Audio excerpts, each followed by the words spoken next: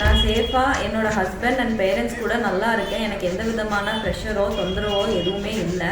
அதோட எல்லா விஷயமும் முடிஞ்சிடும்னு நினச்சேன். ஆனால் முடியலை. இது இன்னும் தேவையில்லாமல் பிரச்சனை இழுத்துட்டே போகுது. அதனால் இன்றைக்கி நான் சொல்லுறேன். தென்காசியில் கடத்தப்பட்டதாக கூறப்படும் கிருத்திகா உயர்நீதிமன்ற மதுரை கிளைக்கு அழைத்து வரப்பட்டு அரசு வழக்கறிஞர்கள் அலுவலகத்தில் அமர வைக்கப்பட்டுள்ளார். வழக்கு விசாரணை நடந்து வருகிறது.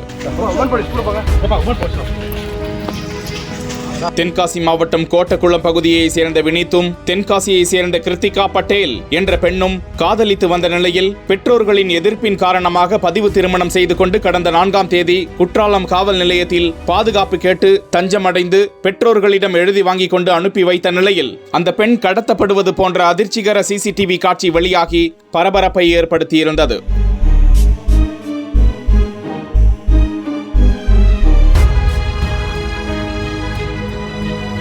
இது தொடர்பாக தனது மனைவியை மீட்டு தருமாறு காவல் நிலையத்திலும் முதலமைச்சரின் தனிப்பிரிவுக்கும் புகார் அளித்திருந்ததோடு காதல் கணவர் வினீத் நீதிமன்றத்தில் ஆட்கொணர்வு மனுவும் அளித்திருந்த நிலையில் கிருத்திகாவை காவல்துறையினர் அந்த பெண்ணை அழைத்து வந்து மதுரை உயர்நீதிமன்ற கிளையில் ஆஜர்படுத்தி இருக்கிறார்கள்.